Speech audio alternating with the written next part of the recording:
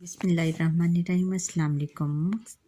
6 class, आप लोग कैसे हो? उम्मीद है कि आप सब ठीक होंगे। मैं भी ठीक हूँ और खैरियत से हूँ। सबसे पहले आप मुझे सब्सक्राइब करें। जिन लोगों ने मुझे सब्सक्राइब नहीं किया वो सब्सक्राइब करें और बेल आइकॉन पर क्लिक करें और कमेंट करना ना भूलिएगा।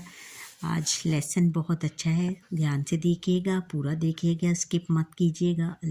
और पहला सवाल है कि कहानी लिखना। कहानियाँ कई तरह से लिखी जाती हैं। अनुमान के मुताबिक कहानी लिखना, नतीजे के मुताबिक कहानी लिखना, खाके की मदद से कहानी लिखना।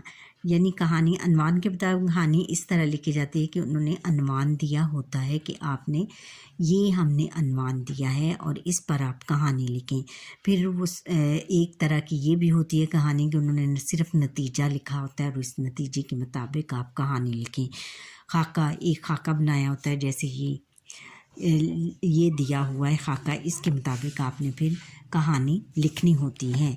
सवाल नंबर अब 6 है कि दिए गए खाके की मदद से कहानी और कहानी से नतीजा अखज़ करके लिखें।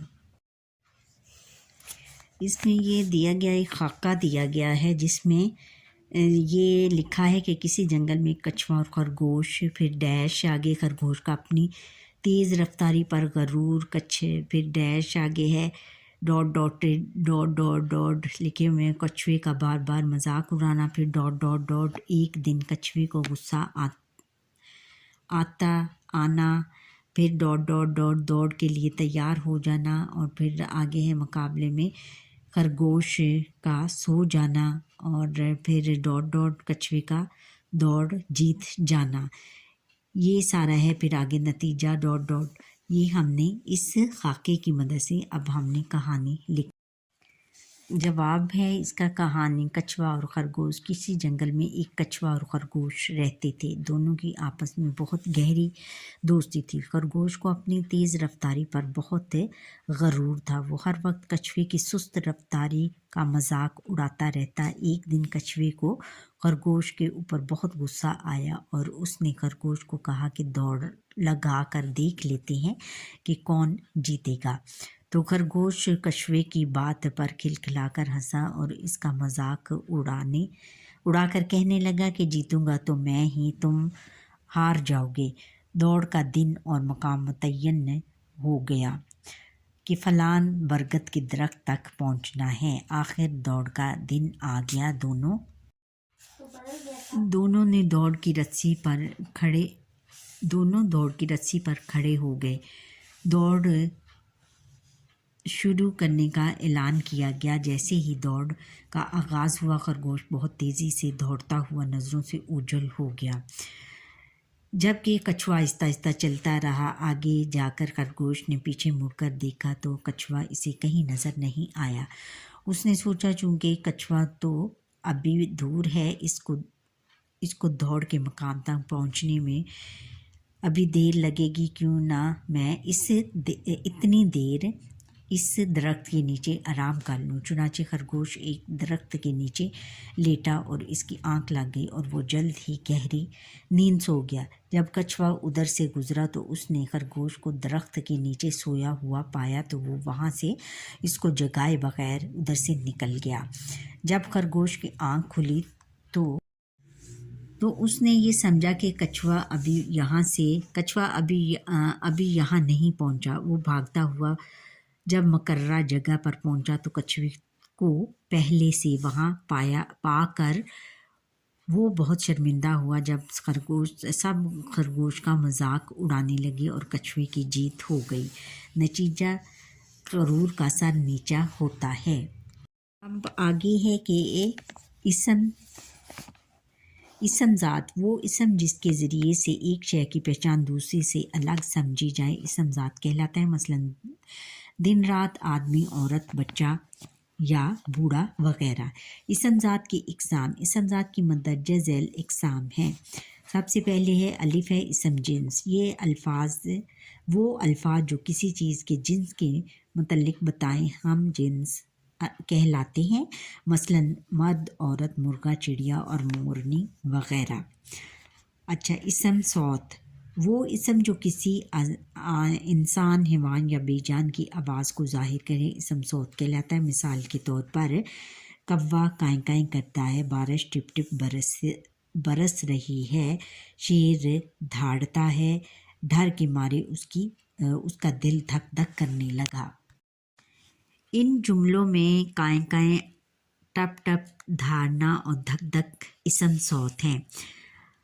جیم ہے کہ اسم جمع وہ اسم جو بہت سی چیزوں کے مجموعے کو ظاہر کرے اسم جمع کہلاتا ہے۔ یہ اسم بظاہر واحد دکھائی دیتا ہے لیکن اس کا مفہوم جمع ہے۔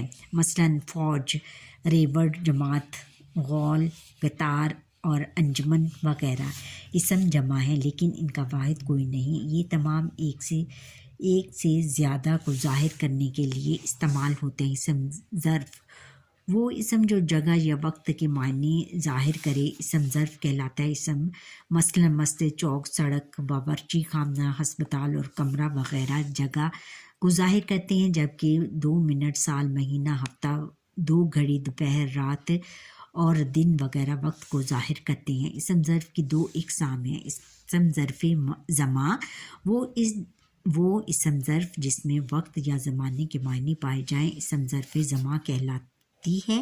مثلاً صبح، شام، آج، کل، 2 بجے، مہینہ، ہفتہ، صدی اور سال وغیرہ۔ اسم ظرف مکان وہ اسم ظرف جس میں جگہ کے معنی پائے جائیں اسم ظرف مکان کہلاتی ہے۔ مثلاً گھر، محلہ، کمرہ، مسجد، اسکول، دفتر، باغ اور سڑک وغیرہ۔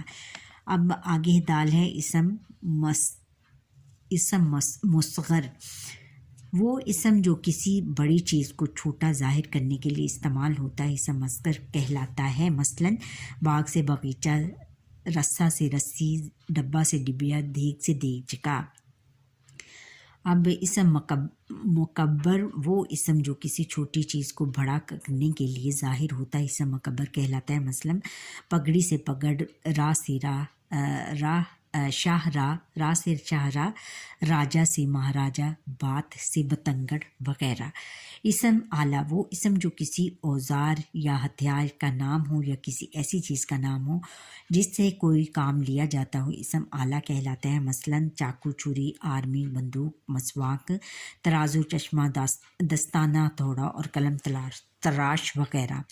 اب سوال نمبر 7 ہے کہ مندرجہ ذیل الفاظ کا تعلق اسم ذات کی کن اقسام سے ہے؟ جیسے یہ ہیں انہوں نے دیے ہوئے ہیں الفاظ: بطخ، سیمرغ، ہدہد، چھن چھن، میں، قلم، کمپیوٹر، پیچکس، کلہاڑا، بندوقیں اور سپہر۔ اب اس میں ہم نے بتانا ہے کہ یہ اسم ذات کی کون سی قسم ہے۔ اسم جنس بطخ کیا ہے؟ اسم جنس سیمرغ اسم جنس، ہدہد اسم جنس، چھن چھن اسم صوت، میں اسم صوت، قلم اسم آلہ، کمپیوٹر اسم آلہ ہے، پیچکس اسم آلہ ہے، کلہاڑا بھی اسم آلہ ہے، بندوقیں اسم آلہ ہے اور سپہر اسم زماں ہیں۔ اب سوال نمبر 8 ہے کہ مندرجہ ذیل عبارت میں سے متضاد الفاظ تلاش کریں، نیچے دیے گئے کالموں میں لکھیں۔ اچھا، صبح سے شام ہوئی، دن نے رات کی چادر اوڑھ لی، سپید سے یا ہوا تو ہر طرف خاموشی چھا گئی، زمین ویران اور آسمان آباد محسوس ہونے لگا۔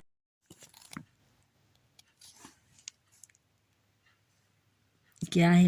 لوگ سرد ہواؤں سے بچنے اور خود کو گرم کرنے کے لیے آتش دانوں کے گرد جمع ہو گئے۔ اب اس میں الفاظ اور متضاد اس میں سے ہم نے اب نکالنے ہیں۔ کیا ہے؟ صبح، شام، دن، رات، سپید، سیاہ، زمین، آسمان، ویران، آباد، سرد، گرم۔ اب اگلا سوال ہے کہ اب بیٹا یہ سوال آپ نے خود کرنا ہے، آگے سرگرمیاں لکھنا ہے۔ ایک پیراگراف لکھیے جس میں کسی واقعے کو مزاحیہ انداز میں بیان کیا گیا ہو۔ مزاحیہ انداز میں اس طرح آپ نے ایک واقعہ لکھنا ہے کہ جس میں مزاح کا پہلو آتا ہو، کہ جیسے ہنسی مذاق کا پہلو ہو۔ آگے پھر سرگرمیاں یہ آپ نے خود کرنی ہے۔ کوئی مزاحیہ نظم یاد کیجیے اور بزم ادب کے پیریڈ میں سنائیے۔ یہ اسکول کا کام ہے۔ الف، نتیجہ تحریر تحریر پر درج نظم کے عنوان سوہنی دھرتی پر تبصرہ کرتے ہوئے بتائیں کہ یہ نظم کس قسم کے موضوع پر مبنی ہو سکتی ہے۔ یہ نظم بیٹا ایک قومی ترانہ ہے، سوہنی دھرتی۔ یہ آپ کی سوہنی دھرتی کس کو کیا کہا گیا ہے؟ پاکستان کی زمین کو سوہنی کہا گیا ہے، پیاری ہمارے جو پاکستان کی زمین ہے وہ بہت پیاری ہے، بہت خوبصورت ہے، اور اللہ رکھے قدم قدم آباد تجھے، اللہ رکھے قدم قدم آباد تجھے، تیرا ہر ایک ذرہ ہم کو تیرا ہر ایک ذرہ ہم کو اس طرح کی ہے یہ نظم۔ اس نظم کو دیکھ کر یہ جو سوہنی دھرتی ہے اس میں یہ قومی ترانہ ہے اور ہمارے ملک پاکستان پر لکھا گیا ہے، اور یہ نظم آپ کہیں بھی کسی رسالے یا اخبار میں سے ڈھونڈ کر اس کی تشریح کر کے اور اس کو دیکھیں کہ یہ اس میں کیا ہے۔ ساتھی طلبہ کے ساتھ مل کر چند گروہ بنائیں اور پھر ہر گروہ کا ہر رکن دیے گئے بند پر بات کریں۔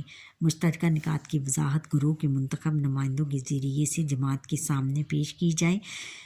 مشترکہ نکات کی وضاحت گروہ کے منتخب نمائندوں کے ذریعے جماعت کے سامنے پیش کی جائے۔ نیز شاعر کے شعری اسلوب اور پسند ناپسند کی وجہ بھی بیان کیے کریں۔ برائے اساتذہ، اچھا بچوں، یہاں پر ہی ہماری آج یہ مشق بھی کمپلیٹ ہوئی۔ کیا مشق تھی؟ پرانی موٹر کار کی مشق ہماری کمپلیٹ ہوئی، اور یہ پوری اس کی جو سبق تھا وہ پورا ہو گیا، مشق اور سارا اس کی تشریح اور نثر وغیرہ سمیت۔